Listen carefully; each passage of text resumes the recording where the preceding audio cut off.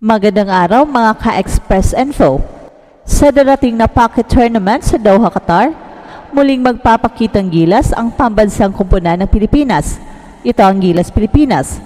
At isa sa mga highlights ng torneo ay ang inaabangang laban sa pagitan ng Gilas Pilipinas at ng Lebanon sa February 15. Isang mainit na sagupaan na muling magtatapat ang dalawang elite basketball players na sina Justin Brownlee at Wael Aragzi. Magkakampi noon sina Justin Brownlee at Wael Aragzi sa isang Lebanese club team, kung saan magkasama nilang nakamit ang tagumpay sa isang championship. At ngayon sa magkasalungat na panig ng hardcourt, magiging kapanapanabik ang kanilang tapatan. Alam ng bawat panig ang kahusayan ng isa't isa, lalo na itong si Wael Aragzi na nagbigay ng malaking problema sa Gilas nung nakaraang mga laban. Subalit ngayong si Justin Brownlee ang naturalized player ng Gilas, tiyak na nagbago ang ihip ng hangin. Si Wael Aragzi, kilalang scorer at leader ng Lebanon, ay dating naging bahagi ng isang napaka-impressive na panalo laban sa Pilipinas noong 2022 FIBA Asia Cup. At sa naturang laban, ginapi nila ang Gilas sa kabila ng presensya ni NBA star Jordan Clarkson. Pero sa nakaraang pagkikita ng Gilas at Lebanon noong FIBA World Cup Asian Qualifiers, tila nawala ang lakas ng Lebanon nang tambakan sila ng Pilipinas. Salamat sa stellar performance ni Justin Brownlee at Mason Amos. At ang pagbabalik ng Gilas Pilipinas sa ilalim ng bagong pamumuno ni Coach Tim Cone ay nagdala ng positibong pagbabago sa sistema ng koponan. At kung ikokompara ang strategy ng dating head coach na si Coach Hat Reyes na nakatuon sa small ball approach, mas binibigyang pansin ngayon ni Coach Tim Cone ang paggamit ng mga malalaki at maabilidad na big men bilang sentro sa opensa. Ang bagong estilo ng laro ay isang malinaw na indikasyon na handang-handa ang Gilas na harapin ang iba't ibang uri ng kalaban. Bagamat wala si Kai Sotto dahil sa injury, hindi matitinag ang frontline ng Pilipinas dahil nandyan si Junmar Fajardo, Japet Aguilar, AJ Edo at ang sharpshooter na si Mason Amos. Sa mga crucial moments, si Justin Brownlee ang asahang magbibigay ng matibay na leadership at kahangahangang scoring ability. At isa sa mga pinakamalaking dahilan kung bakit maraming naniniwalang kakayanin ng Gilas na dominahin ang laban kontra Lebanon ay si Justin Brownlee. Ang naturalized player ng Pinas ay kilala sa kanyang versatility, clutch plays, at kakayahang dalhin ang kupunan sa mga mahihirap na sitwasyon. Ipinakita ni Justin Brownlee ang kanyang pagiging game changer sa mga nakarang laban ng Gilas.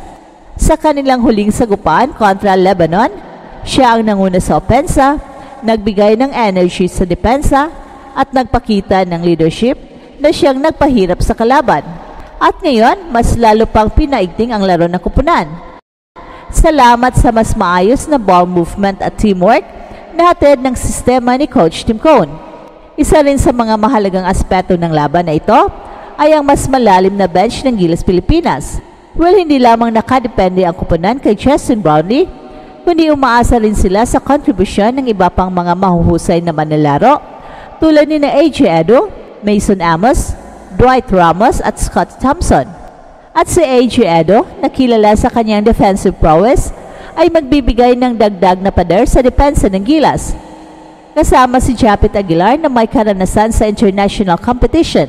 At si Junmar Fajardo, na kilala bilang dominanteng presensya sa ilalim ng ring, aasahan ang mas malupit na paint control ng Gilas Pilipinas. At kung pagbabasihan ang huling laban ng Gilas Pilipinas kontra Lebanon, malinaw na mas favorable ngayon ang pagkakataon para sa kupunan ng Pilipinas. Ang tambak na panalo ay hindi lamang resulta sa mas mahusay na opensa, kundi pati na rin sa solidong depensa at chemistry sa loob ng court. Ang tagumpay na iyon ay nagsilbing pahayag sa buong rehiyon ng Asia na ang Gilas ay isang pwersa na dapat katakutan. At sa muling pagtatagpo ng dalawang kupunan, aasahan na mas agresibo at desidido ang Gilas na ipagpatuloy ang kanilang momentum. Bagamat pabor sa Gilas ang kasalukuyang estado ng kupunan, hindi maaring maliitin ang kakayahan ng Lebanon, lalo na si Wael Aragzi. Ang veteranong guard ay kilala hindi lamang sa kanyang scoring ability, kundi pati na rin sa kanyang leadership at kakayahang magbigay ng play sa crucial moments. Pero ang presensya ni Justin Brownlee ay isang malaking hamon para kay Wael Araxi at sa buong Lebanese squad. Alam ni Wael Araxi kung gaano kalaki ang impluwensya ni Justin Brownlee sa laro, kaya siguradong maghahanda siya ng mga strategy upang tapatan ito. Ang pagsali ng Gilas Pilipinas sa pocket tournament na ito ay mahalaga para sa kanilang paghahanda, hindi lamang kontra Lebanon, kundi pati na rin sa iba pang mga darating na laban. Sa pamamagitan ng mas maraming laro, mas maiintindihan ng kupunan ang bagong sistema ni Coach Tim Cone at mas mapabuti ang kanilang team chemistry. Ang laban na ito ay hindi lamang tungkol sa bragging rights, kundi isang mahalagang pagkakataon para sa parehong kupunan na masukat ang kanilang lakas at kahinaan. Para sa Gilas, ito ay isang paraan upang patunayan na handa na silang makipagsabayan sa pinakamalakas na kupunan sa Asia. Para naman sa Lebanon, ito ay isang pagkakataon upang makabawi sa kanilang huling pagkatalo. At ang suporta ng sambayan ng Pilipino ang isa sa pinakamalaking inspirasyon ng Gilas Pilipinas. Sa bawat laro, ramdam ng kupunan ang pagmamahal ng kanilang mga kababayan na siyang nagbibigay sa kanila ng dagdag na lakas at motibasyon. At habang papalapit ang laban kontra Lebanon, tiyak na magiging laman ng usapan ang sagupaan ni Justin Brownlee at Wael Araxi. Isa itong laban na magpapakita ng puso, determinasyon at talento ng bawat manlalaro. Sa muling pagtatapat ng Gilas Pilipinas at Lebanon, malinaw na mas pabor ang pagkakataon sa Pilipinas. Ang bagong sistema ni Coach Tim Cone, ang kahusayan ni Justin Brownlee at ang mas malalim na bench ng kupunan ay ilan lamang sa mga dahilan kung bakit naniniwala ang marami na muling mananaig ang Gilas. Gayunpaman, dapat manatiling mapagkumbaba ang Gilas at maghanda sa lahat ng posibilidad. Ang Lebanon, lalo na si Wael Araxi ay isang kalaban na hindi dapat baliwalain. Sa huli, ang laban na ito ay isang patunay na patuloy na umaangat ang antas ng basketball sa Pilipinas. Hey, hey, hey! Attention mga kapatrol! Get ready for an epic giveaway!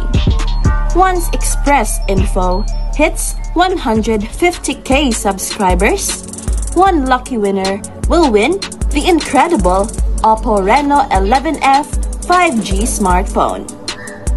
Here's how to join. Step 1. Subscribe to Express Info right now. Step 2. Like this video. Then step 3. Comment anything good and positive about our idol Kai Soto. Super easy. Just subscribe, like, and comment.